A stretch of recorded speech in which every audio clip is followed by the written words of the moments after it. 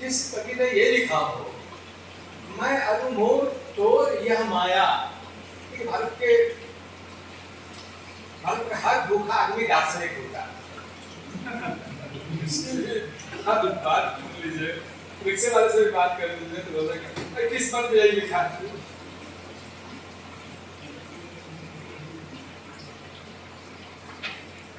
तो जो हमारे भक्त कवि दार्शनिक थे, उनकी व्याख्या हम वकील बनकर करते हैं। वकील क्या करता है? वकील तो भाई जिसका मुकदमा हाथ में लेगा उसके तरफ से बोलेगा। ये बहुत बड़ी विडंबना रही है हिंदी आलोचना की। और आजकल जो फेसबुक विमर्श चल रहा है, फेसबुक विमर्श कह सकते हैं,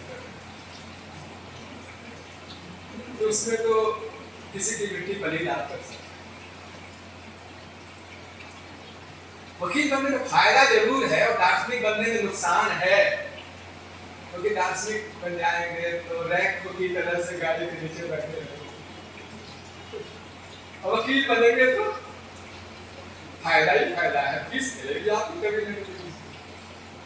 अब हमें चुनना है कि हम अगर उनके दर्शन को समझना चाहते हैं, उनके विचारों को समझना चाहते हैं, तो हम भी थोड़ा बहुत तो दार्शनिक हो।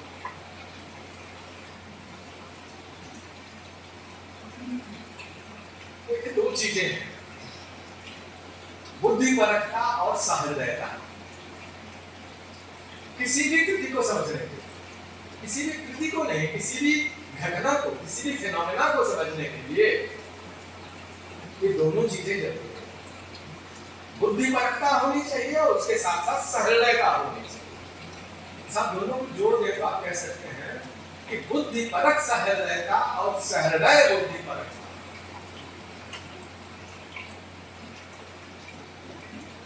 आज जो परिस्थिति है, आज जो समय है, तो ठीक कहा जैसे पीछे जाना, तो मेरे लिए पीछे जाना का मतलब ये होता है, मैंने तो हिंदी उपन्यास वाली किताब पे जो अद्यतन उपन्यासकार है उन पर भी मैंने लिखा, और इधर थोड़ा पीछे पता नहीं क्यों जा रहा हूँ, मुझे थोड़ी सी उसको भी लेकर बेचैनी हो रही है तो आगे, लेकिन मैं पीछे जाना मेरे लिए क्या है?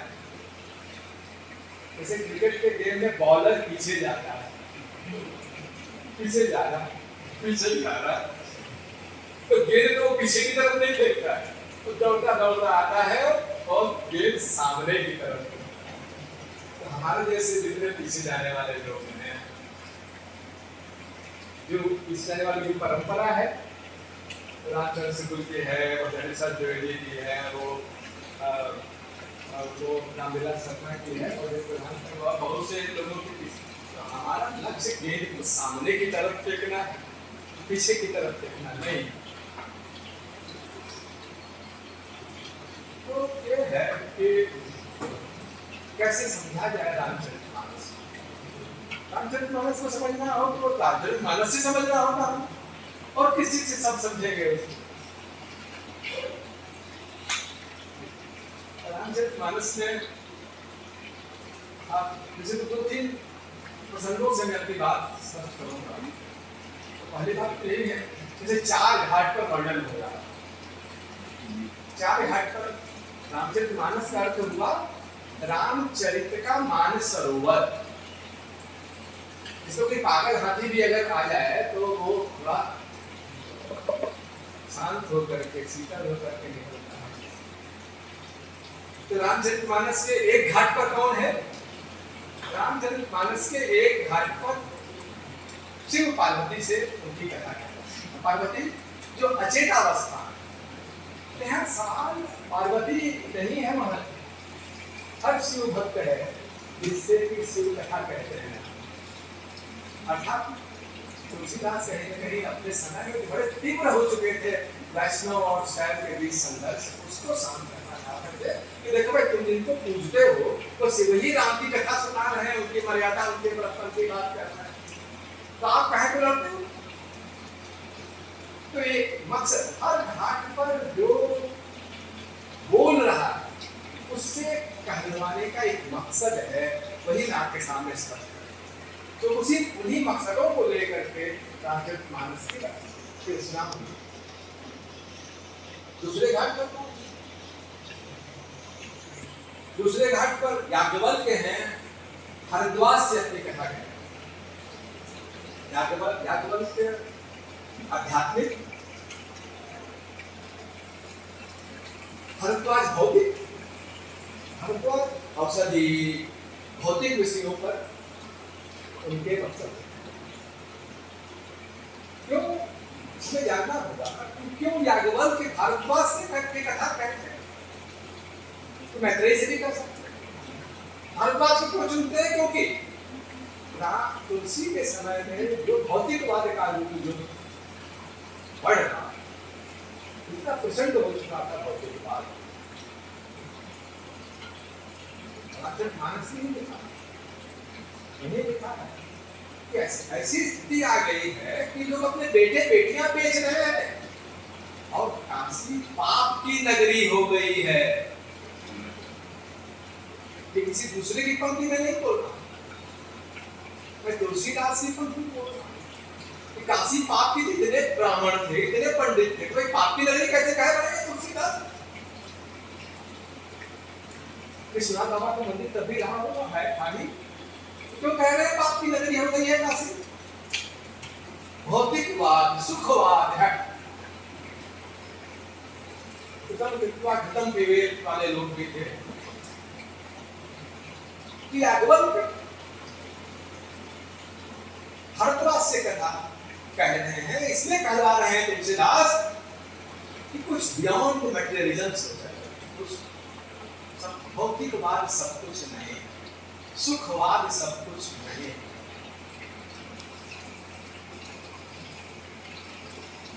तीसरे घाट पर वो कथा कह रहा है, कौवा कथा कह रहा है, तो नाम है वो कौवा। और कौवा क्या होता है? पक्षियों में सबसे निम्न कोटि का जीव कौन है? सबसे साधारण जीव कौन है? कौवा। और सबसे उच्च कौन है? गरुड़ है। तो अब कौवा गरुड़ से कथा कह रहा है, अरे वाह, साधारण असाधारण से बड़े से कथा कह रहा है, इतनी साधारण में ताकत आ गई है। साधारण का बोलना, वहां साधारण बोल रहा है और बड़ा सुन रहा है। इसे आप विमर्श कह रहे हैं, इसे आप हाशिए की आवाज कह रहे हैं, यह है कौवा जहां से बोल रहा है वो हाशिए से बोल रहा है। और किससे बोल रहा है? तो केंद्र है, उस केंद्र से बोल रहा है। ये मकसद जब हम समझ जाएंगे कि भाई अलग अलग घाट पर कथा सुनाने का क्या, और आखिरी घाट पर, चौथा घाट पर कौन बोल रहा है? तुलसी स्वयं बोल रहा है। और क्या ब्राह्मण तुलसी बोल रहे हैं या कवि तुलसी बोल रहे हैं? ये देखना, कवि तुलसी बोल रहे हैं, कवि तुलसी संस्कृत में बोल रहे हैं या लोक भाषा में बोल रहे हैं, ये देखना। अब जब मंदिर में बोलेंगे तो संस्कृत में बोलेंगे, पर जब सार्वजनिक घाट पर सार्वजनिक जगह है, घाट पर बोलेंगे तो आपको लोक भाषा में बोलना होगा। तो लोक भाषा को चुना रचना करते हैं। 200 साल पहले अध्यात्म रामायण की रचना होगी, कहने के लिए बहुत सारी बातें हैं, चुनकर कुछ बातें। तो आप देखिए कि ये घाटों में, तो 4 घाटों पर 4 उद्देश्यों से जो बातें को पहले ही स्पष्ट कर दें। अब जरा एक और प्रसंग लें, एक और प्रसंग क्या है कि बहुला जो है हंस पर हंस रहा है। तो तुलसीदास की रामचरितमानस के लेखन की तैयारी है, जो लिख रहे हैं वो अपने मकसद बताते जा रहे हैं। ये इस मकसद से मैं बात करना कहना चाहता हूँ। तो मकसद ये बताते हैं वो कि भाई हमें इस दुनिया में उस दुनिया के स्वप्न, उस दुनिया की बातें मैं कहना चाहता हूँ। किस दुनिया में जो पाप की दुनिया है। किस दुनिया की कहना सुनाना चाहता हूँ जहाँ आदमी पाप मतलब बुराई, आपका बोले का मतलब अच्छाई और जो बुद्धिपरक सहृदयता का बुद्धिपरक और सहृदयता, बुद्धिपरक का इस्तेमाल करेंगे, सहृदयता से इस्तेमाल करेंगे, बुद्धिपरकता अगर छोड़ देंगे तो पाप आपको पाप दिखाई देगा। लेकिन जहाँ सहृदयता में बुद्धिपरक को परकता को मिक्स करेंगे वहाँ आपको पाप बुराई के रूप में, पुण्य अच्छाई के रूप में, शब्द का लक्षार्थ, प्रतिकार, उपकार स्पष्ट। तो बगुला हंस रहा है यहाँ इस सरोवर की मछलियां इतनी बढ़िया और उनको छोड़ करके हंस जाता है मान सरोवर में। कहाँ क्यों जा रहे हो भाई? यही भोग करो इसी तालाब में, इसी सरोवर में भोग करो। पर नहीं, हंस तो जाता है, हंसे तो हंसे, बगुला हंस रहा है, हंसो। उधर मेढक हंस रहा है, मेढक क्यों हंस रहा है? मेढक हंस रहा है कि इतना पानी भरा हुआ है, पपीहा जा रहा है, स्वाति नक्षत्र की बूंद की प्यास लगी है, प्यास लगे क्या उठाओ, सामने तो पानी है। इस जगत भौतिक जगत के भीतर जो इसकी जगत के बाहर की तलाश, बाहर का स्वप्न क्या है उसकी कोई चर्चा करें। तो ये है एक किस्म ये है कि इस दुनिया में रहते हुए उस दुनिया भविष्य स्वप्न जिसे आप कहते हैं, भविष्य कल्पना जिसे आप कहते हैं, कि वे कहीं ना कहीं रामचरितमानस से ये पाठकों से ये कहना चाहते थे कि अपने वर्तमान केंद्रित मत बनो।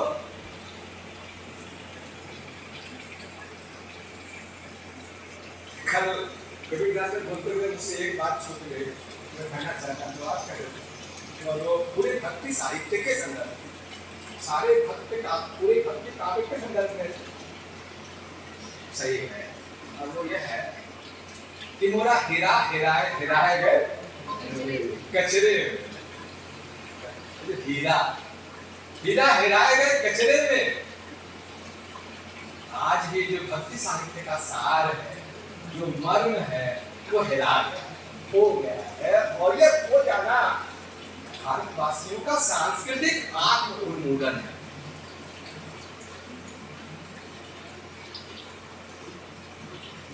तो कहाँ खो गया? कचरे में खो जाता तो हम खोज भी लेते। वो तो बाजार के अमेरिकन डायमंड्स के बीच खो गया है, अब उसको खोजना बड़ा कठिन। आज उसको खोजना बड़ा कठिन है।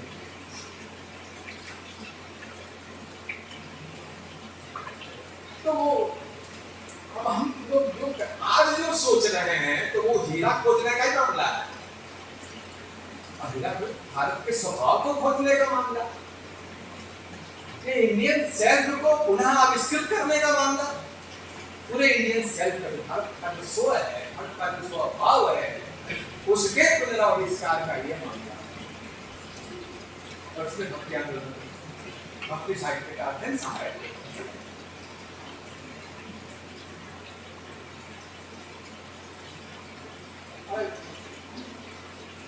तीसरा प्रसंग चुनते हैं, तो तीसरा प्रसंग ये है कि राम और रावण आमने सामने खड़े हैं, युद्ध के लिए जा रहे हैं राम से,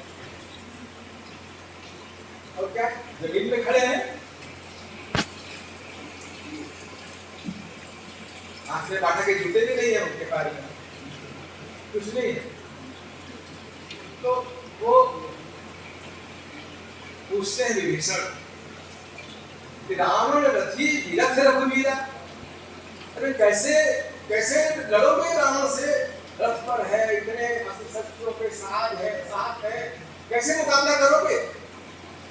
तो राम बताते, और राम नहीं बताते हैं, तुलसीदास बताते हैं, राम के गुणों के बारे में बताते हैं। मनुष्य के गुणों के बारे में बता दे। देखिए क्या है, दो तरह का अध्यात्म है। अध्यात्म तो कई तरह के हैं, उसकी कई जेरॉक्स कॉपियां हैं अध्यात्म, एक से एक बढ़कर के जेरॉक्स कॉपियां हैं। लेकिन जो खास तौर से दो तरह का अध्यात्म है, समझने की जरूरत है। और मैं तो बता दूं कि क्या का विद्वान नहीं हूं, मैं तो खुश बैठ गया हूं। पंडित पंडित नहीं हूं, पाठक की हैसियत से मैं इसमें गया, यहाँ तक कि अनुसंधान करता की हैसियत से भी नहीं गया, पाठक की हैसियत से गया। तो वो क्या है,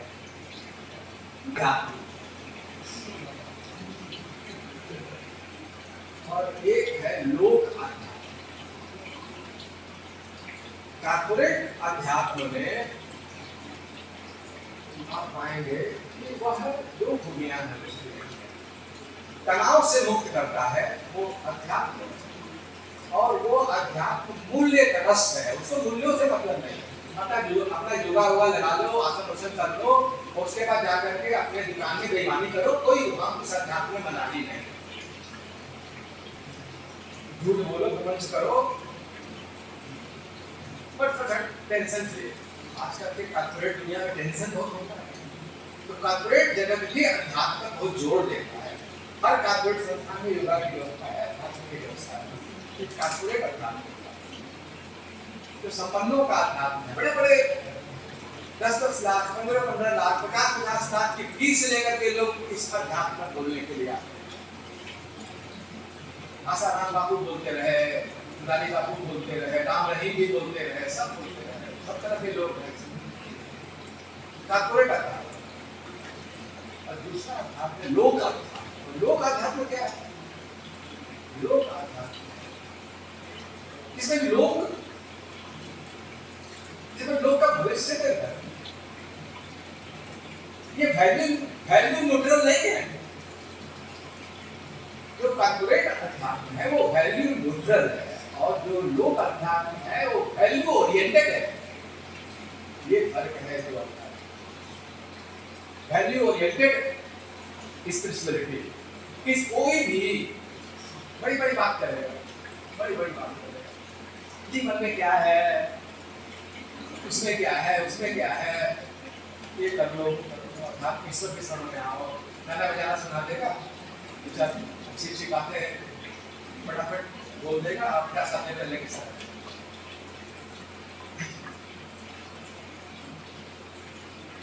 बोल रहे राम जब विभीषण पूछते हैं कि रावण रथी विरध रघुवीरा, तब राम को जवाब देते हैं, उसमें रामचरितमानस का निचोड़। वो कहते हैं ये देखो, ये जो मैं जिस रथ पर सवार हूँ उसके बारे में बता दें कि मैं जिस रथ पर सवार हूँ उसमें सत्य और सील ये उसकी पताकाएं हैं। चार घोड़े कौन कौन से बताते हैं? आत्मबल, इंद्रिय नियंत्रण, परोपकार,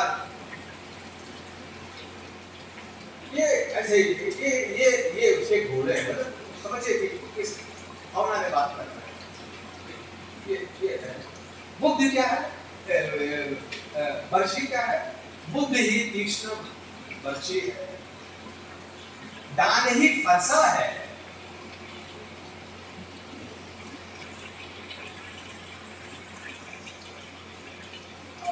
ऐसी बातें, गुरु की कृपा जो है वही कवच है, गुरु की जो शिक्षा है वही कवच है। इस तरह की बातें हम कहते हैं विभीषण कि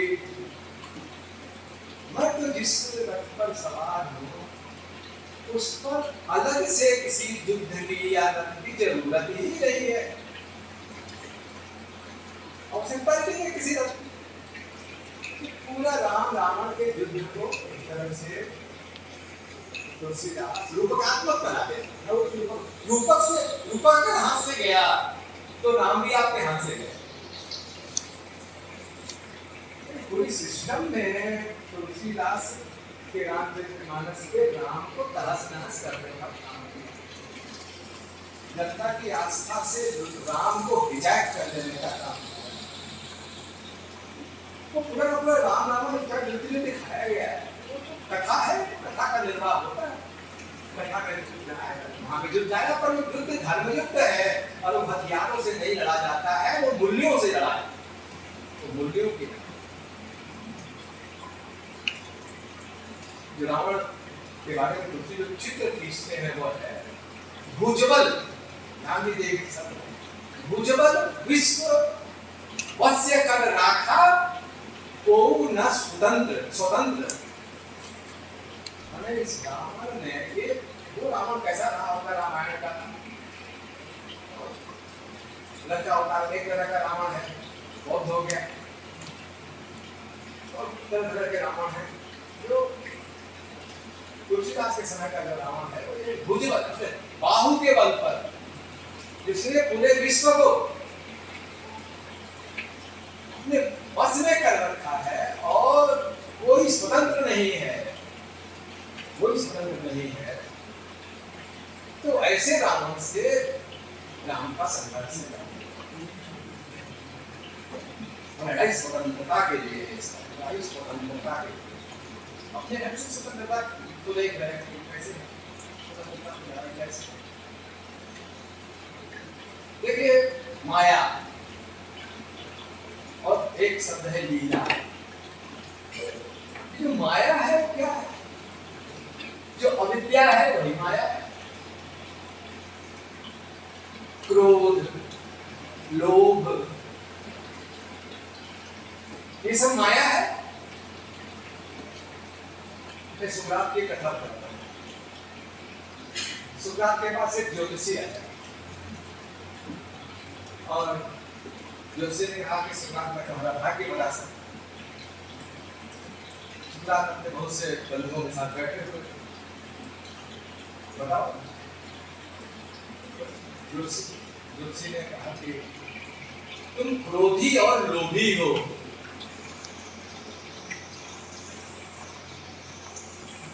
है और उसको उसका इनाम दे करके गिला करके, तो बंधु पूछते हैं आपको उसने क्रोधी और लोभी कहा, आपके बदले में उसको पुरस्कार दे दिया, पैसा दे दिया उसको। तो सुकरात जो जवाब देते हैं वो बहुत महत्वपूर्ण है। वो कहते हैं ये उसने ठीक ही कहा कि मैं क्रोधी है हूँ, लोभी हूँ, ठीक ही कहा है। बस उसने ये नहीं देखा कि मेरे अंदर एक विचार शक्ति है और उस विचार शक्ति से मैं अपने क्रोध और लोभ को हटा दूंगा, ये नहीं देखा। हर मनुष्य के पास यदि अविद्या है, यदि माया की दुनिया है, वर्चुअल रियलिटी क्या है? आज जो वर्चुअल रियलिटी आप देख रहे हैं तो माया की दुनिया ही तो है, माया ही तो है। ये पूरी की पूरी सोशल मीडिया हो या कोई भी तरह के चीजें हो, ये वर्चुअल मीडिया का पहले से विस्तार हुआ है, माया का विस्तार हुआ है। और जब वर्चुअल मीडिया का विस्तार का माया के आज की माया का, आज के जो मंडलीकरण की माया के विस्तार का मकसद क्या है? कोई अंदर की विचार शक्ति को सुला देना। उन्हें सुसुप्ति की अवस्था, नवजागरण की अवस्था थी ना, उधर सुसुप्ति की अवस्था, फिर से सो रहे हैं, विचार शक्ति को दबाओ। तो लीला क्या है? माया तो वो लीला का फंक्शन है कि वो उस माया के चक्र का भेद करते हैं। राम की लीला, कृष्ण की लीला, किसी की भी लीला, लीला का मतलब कि माया का के चक्र को नष्ट करना। तो ये जो राम की जो लीला, रावण को मारना भी राम की लीला। उसको किसी अन्य ढंग से तय करना। मैं दूसरे होते हैं पूरी की पूरी पूरा रामचरितमानस में आप एक और चीज लक्षित कर रहे हैं, और वो चीज ये है सनातनता और सृजनात्मकता में द्वंद्व। सनातनता और सृजनात्मकता में द्वंद्व। अब सनातन का मतलब क्या होगा? सनातन का मतलब यह व्याख्यायित किया जाता है कि जो दीर्घकाल से चला आ रहा है वही चलते रहना चाहिए, वही चलते रहना चाहिए। लेकिन जो सनातन के संबंध में जो दार्शनिक उक्तियां हैं वो ये कहते हैं कि सनातनता में पुनर्नवता हमेशा, ये पुनर्नवता जो शब्द है वो उसी सनातनता को परिभाषित करने के संदर्भ में आया। पुनर्नवता, सनातन हमेशा नूतन होता रहता है भारतीय परंपरा में, वो स्थिर चीज नहीं है सनातन। हमें ये सोचना पड़ेगा, रामचरित का मूल्यांकन आप करना चाहते हैं, ये देखना पड़ेगा कि रामचरितमानस में तुलसीदास के भीतर उस समय की मौजूद धार्मिक व्यवस्था और उनकी भक्ति के बीच कुछ टेंशन है या नहीं। उस समय की धार्मिक व्यवस्था तुलसीदास को पचा ले रही है या पचा नहीं पा रही है, ये देखना पड़ेगा। अगर टेंशन होगा तो पचा नहीं पाएगा, और टेंशन को निकाल देगा। अगर धार्मिक व्यवस्था उनके सनातनता और सृजनात्मकता के इस टेंशन को अगर मिटा देगी धार्मिक व्यवस्था को, खत्म होगा तुलसीदास को बचाया रख सके, ये देखना हम बचा के रखना है, ये देखना। अब देखिए तुलसीदास से जगह लिखते हैं वही है वही जो राम रचि राखा प्रयोग कर दिए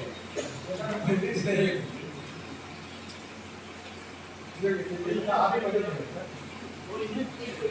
हो। हाँ वही है कोई जो राम रुचि राखा आते हैं कहते हैं ना भाई, मतलब सब जो हो रहा है सब राम जी के पास, हमारे स्टूडेंट मिल जाए हमारे घर तो सब आपको कहते हैं राम जी के पास, राम जी के पास। अच्छा तो एक दूसरे क्या कहते हैं, दूसरे कहते हैं जो जस करई सुत सफल जाका, क्या है कर्म प्रधान विश्व करी राखा। देखिए दूसरी जगह कहते हैं कर्म प्रधान विश्व करी राखा, जो जस करे सो सफल चाका। अब ये बताइए कि तुलसी वहां खड़े हैं कि यहाँ खड़े हैं, कोई एक जगह चुनी होगी ना, दो जगह। किसी नदी एक हो तो दो तट पर पैर खड़ा करके आप चल सकते हैं। अभी बताइए तुलसीदास दोनों में कौन से सही है, आपको कोई पता?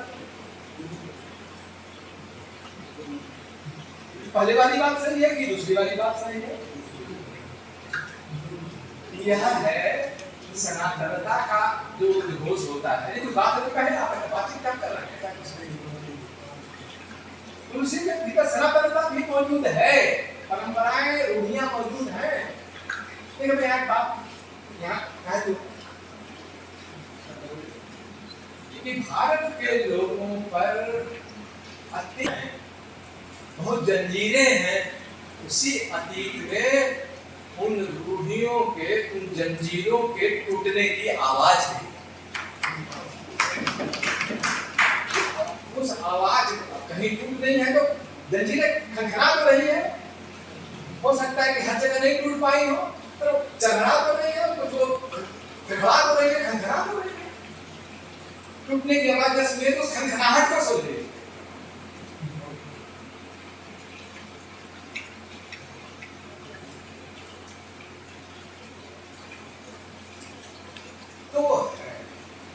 वही जंजीरें हैं, वही होगा जो राम जी चाहते हैं।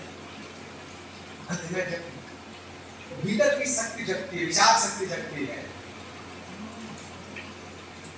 विचार शक्ति जगती है, तो विवेक शक्ति जगती है। तो तुलसीदास बुद्धि के, विवेक के, मति के विरोधी नहीं, लेकिन मति बार बार आया है तुलसीदास के रास्ते में। बुद्धि बार बार शब्द का प्रयोग हुआ, विवेक का बार बार शब्द का प्रयोग हुआ, उस वहां तो नहीं देखता नहीं।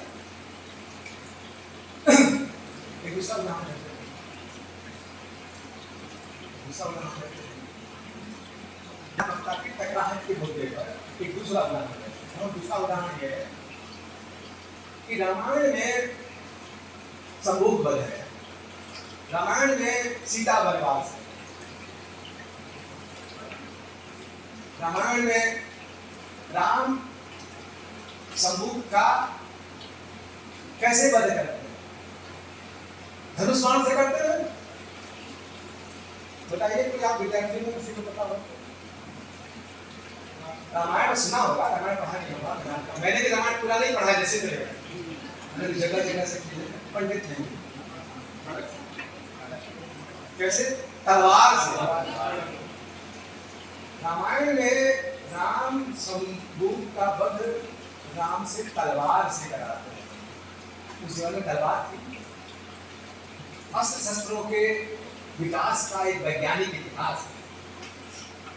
उस युग में तलवार का कोई अस्तित्व नहीं था। फिर उस राम कथा में संभोग का वध धनुष बाण से क्यों नहीं करवाया? इसने उसमें घुसाया ना उसको, तो उसको इतना सेंस नहीं था कि तलवार से मारने से काम चलेगा। तलवार आ गई,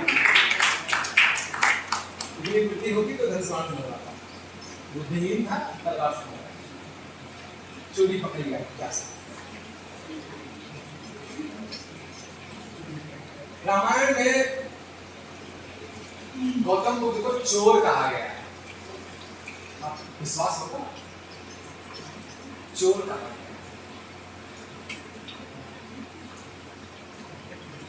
जाबादी की निंदा की गई। अरे कब रामायण, कब बुद्ध? पहले बुद्ध हुए कि पहले रामायण लिखी गई? फिर कहां से घुस गए बुद्ध उसमें? आप रामायण देखिए, कहां से घुस गए?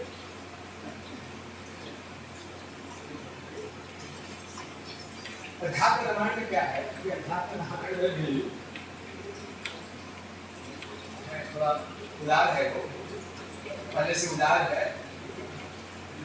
और रामायण में क्या है कि जब रामायण में जब संभोग का वध होता है तो देवता ऊपर से फूल बरसाते हैं राम पर। अच्छा क्या अध्यात्म रामायण वाले लिखने वाले को इतनी दया आ गई थी, उसने क्या किया? वध तो करवाया दिया, लेकिन देवताओं से न फूल नहीं बरसाया और एक दूसरा काम किया कि उसको स्वर्ग भेज दिया। रामायण में संभोग स्वर्ग नहीं जाता है, पर अध्यात्म रामायण में संभोग स्वर्ग जाता है। संभोग की एक कथा नहीं है, लेकिन संभोग को नगाड़ा बजा रहे हैं। फटा नगाड़ा है, फटा नगाड़ा बजाएंगे, ज्यादा बजेगा नहीं। तथ्यों की रोशनी देखिए, सहृदयता ठीक है, बुद्धिपरकता होनी चाहिए।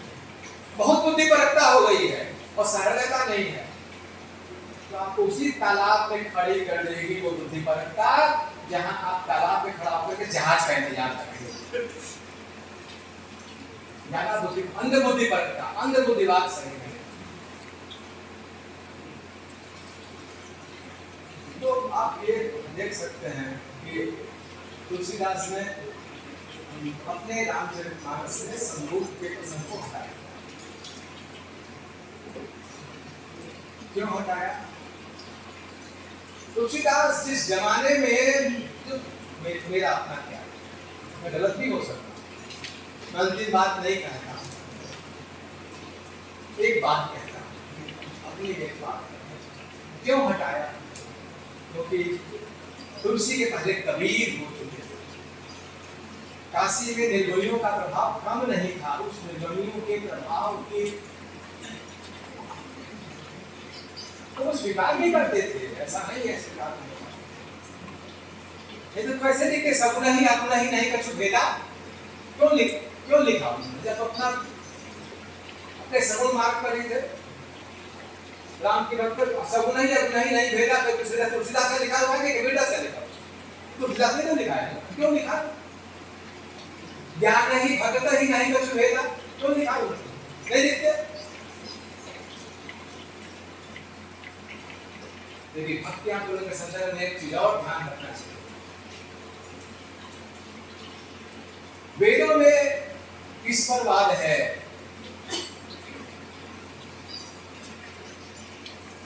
जो वैदिक परंपरा नहीं है, बौद्ध जैन परंपराएं हैं, वहां ईश्वरवाद नहीं है, वहां अनिश्वरवाद है। और वहां बाह्य नंबर का विरोध है, वहां जाति प्रथा का विरोध है। यदि भक्ति साहित्य क्या है, भक्ति आंदोलन क्या है, ये एक वाक्य में कहना हो तो आप कह सकते हैं कि भक्ति आंदोलन पूरा का पूरा भक्ति साहित्य 1200 सालों का, मैं नहीं कह रहा हूं, पूरा का पूरा भक्ति साहित्य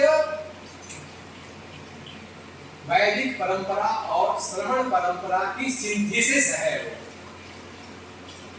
क्रिटिकल सिंथेसिस है। इसलिए इस 1200 साल के भक्ति आंदोलन का महत्व आज समझना, समाज के लोगों तक उस खो गए हीरे को फिर से ढूंढ के लाकर बताना, ये हमारे सामने बहुत बड़ी चुनौती। तो कबीर का दबाव था कि तुलसीदास संबूध वध को रामचरितमानस में नहीं रख सकते। अब उन्होंने सीता को रक्षा कर सकते नहीं रखा।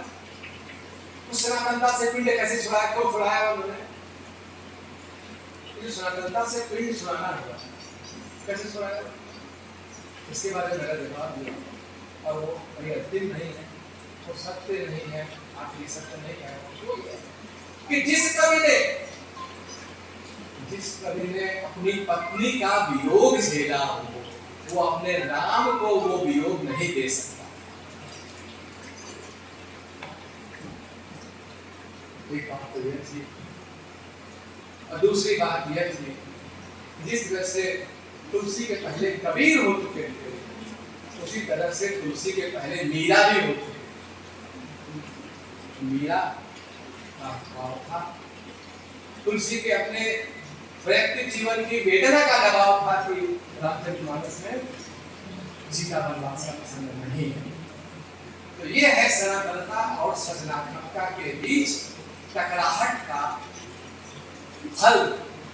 एक प्रगतिशील मोड़ आता है तुलसी की चेतना में, उस मोड़ को समझना होगा। बहुत सारी बातें हैं, जो एक बात और कहकर बात समाप्त करना चाहूँगा। वो बात ये है कि देखिए, एक अद्भुत लाइन में ये सब आपका बढ़ा हुआ है। मैं जो कुछ कह रहा हूँ बस कुछ चीजों में जोर देना चाहिए। जानते हैं सब है तो क्या है कि राम राज्य की बात है, दो चीजें भविष्य कल्पना।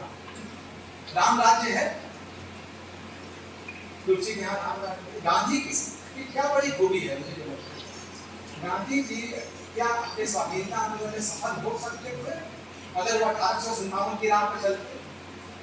समझ लिया कि 1857 के पद हो चुका है, उसकी राह पर चल करके देश को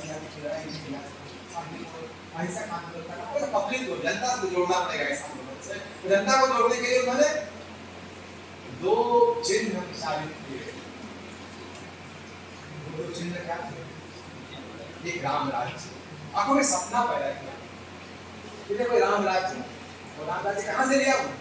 आसमान से थोड़ी लिया, तुलसी से लिया। तुलसी के दो प्रशंसा, रामचरितमानस लिखा है कि मैं पढ़ चुका। और दूसरा प्रतीक कौन सा है? आप सब जानते हैं, चरखा। अब ये चरखा कहाँ से लिया? स्पष्ट है कि कल की चर्चा के बाद तो हमारे मस्तिष्क पर भी परंपरा का इतना दबाव है कि हम पूछे कि चरखा कहाँ से लिया, तो हम कबीर चरखा कबीर कह सकते। और फिर आपने कहा इसका मतलब है गांधी ने अपना संबंध जितना तुलसीदास के राम राज्य से जोड़ा, उतना ही उन्होंने कबीर के चरखे से। मैं तो यहाँ तक सोच रहा हूँ कि कहना है कि हमारे तिरंगे में जो चक्र है तो किसी रथ का पहिया नहीं आता, तो चक्र है और परंपरा का शब्द है। तो जब भी ये चक्र बना होगा तो रथ के पहिए को देखकर नहीं, किसी मजदूर के चरखे को देखते बना। तो कहीं ना कहीं जब भी हम तिरंगा देखें हम सोच सकते हैं कि उस चक्र में कबीर का चरखा छिपा हो सकता है। तो मैं कभी कहेगा बहुत अनूठी बात जो आज के संदर्भ में बात नहीं, तो एक यथार्थ दिखा रहे हैं, यथार्थ दिखा रहे हैं, ऐसा यथार्थ दिखा रहे हैं जिसमें अगर वो ढोल घुमा तो नहीं कहूँगा जो मामला लड़ा जाए, और ढोल घुमा शुद्ध सुनाई में पहना चाहिए। अब उन्होंने कहा था ठीक है ढोल घुमा शुद्ध बहुत चर्चा है, कोर्स से निकालने की बात करें, निकालने की बात करें, बड़ी मन के बड़ी बहसें और इतनी बहसें कि अब कहा है रामचरितमानस का बोल में हमको ना वो भी डर दूर करना चाहिए। कहना चाहिए कि दो तरह के ब्राह्मण हैं। ब्राह्मणवाद शब्द का साहित्य के डिक्शनरी से कम राजनीति में तो कभी जाएगा नहीं, पर साहित्य को थोड़ा सा आगे से ऊपर उठकर सोचना है। साहित्य की डिक्शनरी से ब्राह्मणवाद शब्द निकालना है, ब्राह्मणवाद की जगह मनुवाद शब्द का इस्तेमाल। इस मनुवाद में स्पेस है कि ब्राह्मण भी बदल सकता है। तुलसी बदले थे, भक्ति आंदोलन ने तुलसी को परिवर्तित किया था। तुलसी विश्वनाथ मंदिर की धर्म सत्ता से नहीं जुड़े थे, कहीं भी रामचरितमानस में उनके काल में जहां वो बैठ के लिख रहे थे वहां विश्वनाथ मंदिर का नाम था, ज्यादा ध्यान से पढ़ाया शताब्दी में शिव है, पर विश्वनाथ मंदिर में क्यों नहीं? कि वहां जो पंडित थे, वहां की जो धर्म सत्ता, तुलसी का संबंध धर्म से था, धर्म सत्ता से नहीं, धर्म से, धर्म सत्ता से। और धर्म से भी उनका कैसा संबंध था, उसके लिए एक मुहावरा मैंने बताया था, आत्मीय द्वंद्व का संबंध था। धर्म का इस धार्मिक परंपरा से तुलसीदास आए हुए थे, उस धार्मिक परंपरा से तुलसीदास का संबंध आत्मीय द्वंद्व का था। द्वंद्व का था मतलब जहां युगानुरूप नहीं है वहां द्वंद्व, लेकिन हम खाली लड़ते ही रहेंगे, लड़ते ही रहेंगे, लड़ते ही रहेंगे, फिर कुएं में पड़ जाएंगे, जैसा कि पड़ गए हैं। पड़ गए कि नहीं देख लीजिए, सारे इंटेलेक्चुअल सती बुद्धिवादी कुएं में पड़े हुए हैं, कोई कहीं से कोई बड़ा परिवर्तन दिखाई नहीं दे रहा। अब तो जो विरोध करता है वो भी तिलक लगा के विरोध करता है, ऐसा समय आ गया। उसी हमारा एप्रोक्सीमेशन हो गया कि वो ज्यादा मंदिर जाते हैं कि हम ज्यादा मंदिर जाते हैं। वो गदा उठाएंगे तो हम भी त्रिशूल उठाएंगे। तुलसी में किसने गदा उठाया? भूल गया मुझे बात को, उसी में भूल जाने चाहिए। तो तुलसीदास लिखते हैं छूतों के बारे में कवितावली में कि छूत जो है वो इतने भूख से पागल है, सब जानते हैं इस चीज को, मैं कोई दोहरा कोई नई चीज में नहीं कहता। ये छूत जो है वो भूख से पागल है और खोजते रहे हैं, खोज रहे हैं कहाँ श्राद्ध हो रहा है, कहाँ विवाह हो रहा है, कभी जाके वहां खाएं। और उनकी भूख इतनी तीव्र है कि वो पहाड़ खा लेना चाहते हैं और पीने के लिए पानी तक उनको नहीं मिल पा रहा है। देखिए ठाकुर का कुआं वहां है, ये तुलसी लिख रहे हैं कि संतों को रिकॉग्नाइज कर रहे हैं उनकी जो पीड़न का, वो ठाकुर तुलसीदास लिख रहे हैं, तो कभी थोड़े लिख रहे हैं, तुलसीदास लिख रहे हैं। क्या शुद्धों को पीने का पानी नहीं मिल रहा है, तालाब है, नदी है, सब है, पानी का पानी तक भी पानी नहीं, तो क्या तो हे अन्नपूर्णा उनका दया। इस तरह से लिखने वाला कभी क्या ढोल नवान शुद्ध पशु नारी ये सब लिखेगा? वही बुद्ध की चरण जो चोर करके घुसा दिया गया, तुलसीदास के जिस दिन प्रतियों के आधार पर, रामचरितमानस के 3 प्रतियों के आधार पर लोगों ने रामचरितमानस का संपादन किया। उसमें तुलसीदास की हस्तलिखित प्रति का एक विद्या भी है क्या, किसी को मिला था? तुलसी के मरने के बाद 125 साल बाद, 150 साल बाद, 250 साल बाद कि जो प्रतिलिपियां थी वो भी ऐसी प्रतिलिपियां थी। सीताराम चतुर्वेदी ने तुलसी ग्रंथ में लिखा है, हम उसकी संपादकीय भूमिका लिखा है। ये जो प्रतिलिपियां मिली हैं, इतनी प्रतिलिपियां हो गई, उसमें पाठ विकार होते हैं। तो 2-3 कई किसी में कुछ है, किसी में कुछ है, किसी में कुछ है, तो जिसने संपादन किया, मुझे नहीं लगता कि सारी कृतियों में ढोल गवार सुनने सुनाने वाला प्रसंग होगा। तो जिसने संपादित किया होगा, जब संपादित किया होगा, हो सकता है कई बार के संस्कार हो कि वे रख दो इसको, पूजिए विप्र सकल गुणहीना और सुदृढ़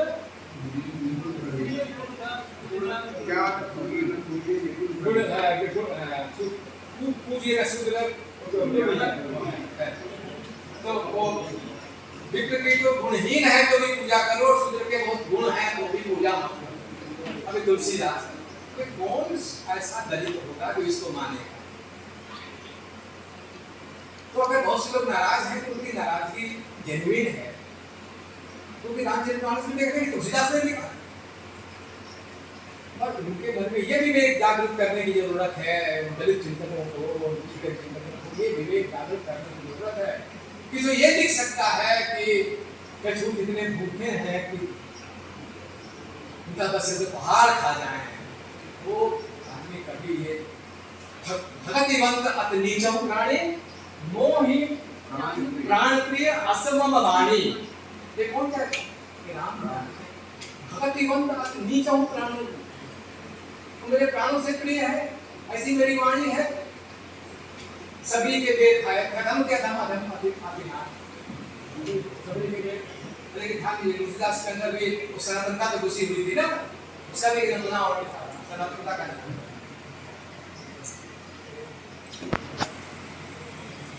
राम ने तुलसी के जूठे वेद खाए थे या नहीं खाए? खाए। कितने लोग सहमत है इस बात से कि जूठे वेद खाए? कोई सहमत नहीं, अच्छी बात ये मतलब बहुमत ये है नहीं खाए खाए नहीं सकते, अरे जब तुलसीदास खिलाएंगे तब तक खाएंगे वो। तुलसीदास ने राम को सबरी का जूठा पेड़ खिलाया ही, कहीं भी रामचरितमानस में ऐसा नहीं है,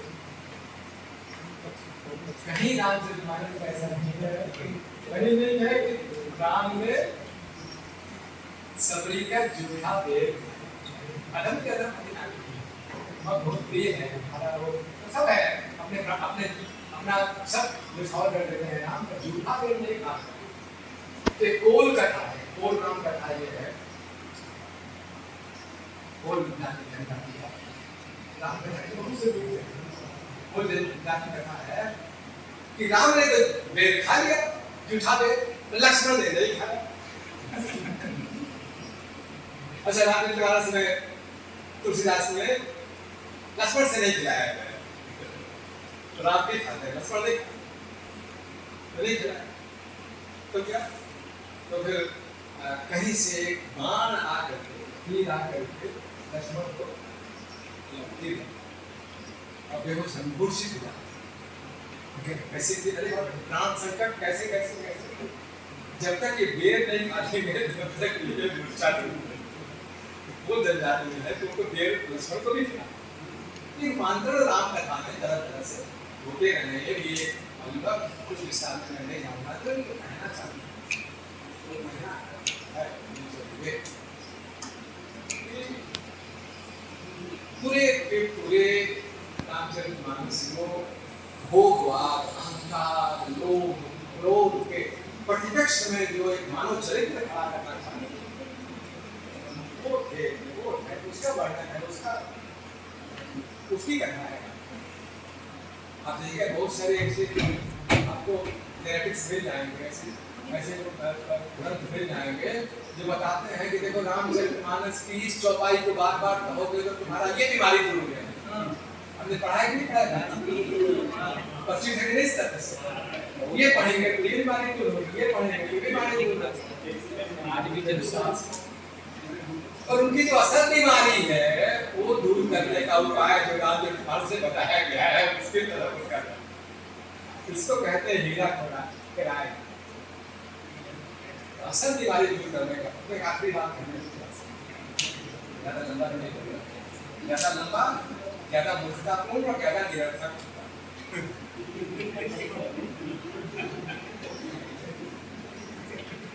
जो अनीति कछु भाखो भाई,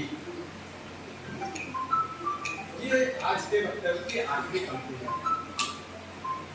जो अनीति कछु भाखो भाई, तो मोहि बरसहु बरजहु भय बिसराही। ये कौन है? ये राम राज्य जब स्थापित हुआ और सब नर करहि परस्पर प्रीति। पंडित सोई, जब वो कलिकाल वर्णन करते हैं तो कौन पंडित है भाई? हाँ, तो पांडे कौन कुमति तो है लागा, पांडे बात बदलते झूठा और पंडित सोई जो गाल बजावा, इन दोनों में क्या फर्क है? बता दे कोई फर्क? तुलसी भी कहते हैं, तुलसी भी कहते हैं पांडे पंडित सोई जो गाल बजावा। कभी नहीं कह रहे हैं भाई, एक तुलसी कह रहे हैं। किस पंडित को कह रहे हैं? तो पांडे भी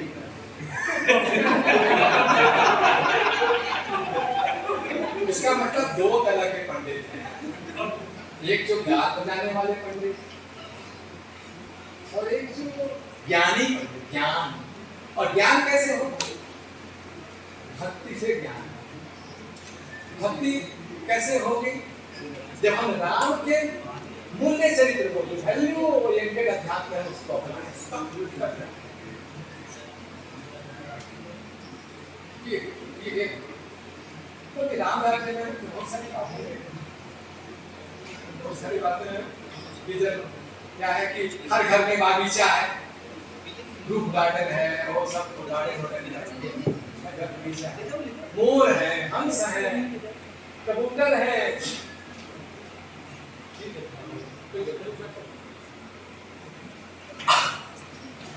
सब है।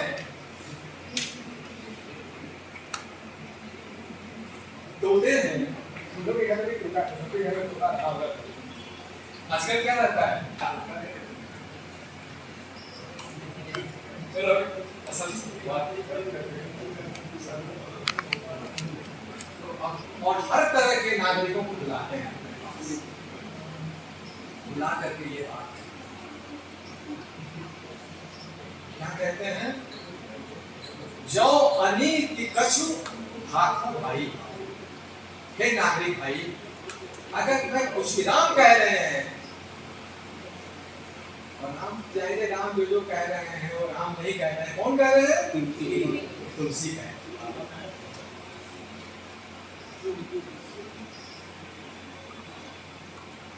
मनुष्य ने ही तो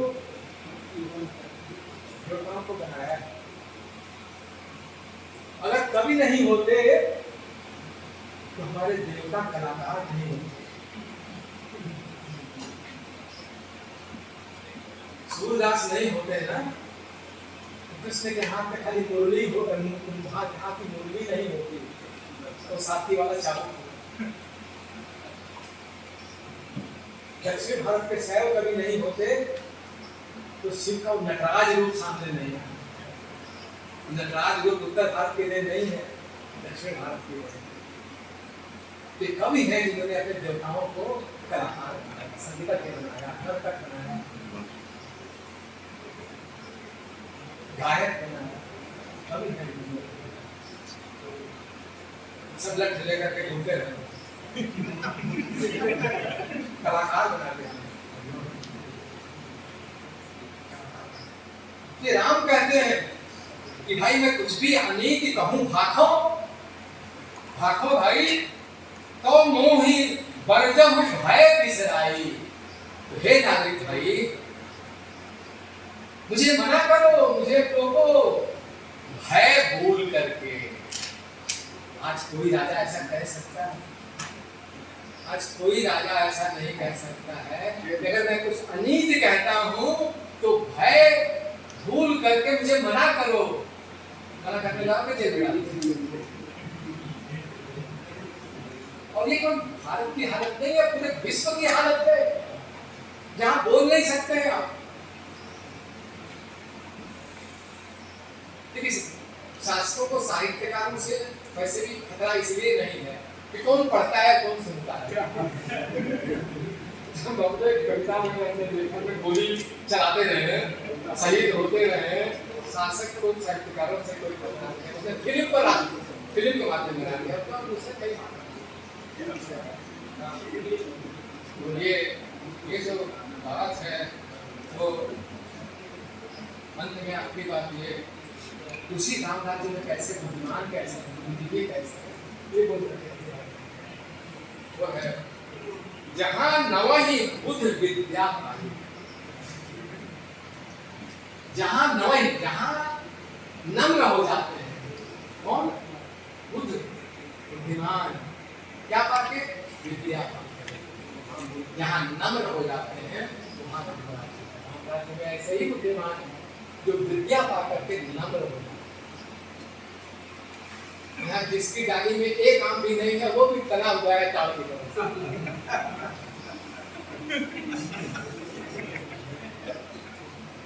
तो ये सारी समस्याएं हैं रामचरितमानस को हम फिर मैं कह रहा हूँ इसको समझने के लिए जिनके हाथ में चंदन है वो भी नहीं समझ सकते हैं, जिनके हाथ में कीचड़ है वो भी नहीं समझ सकते। उनको तो वही समझ सकते हैं जो लगन से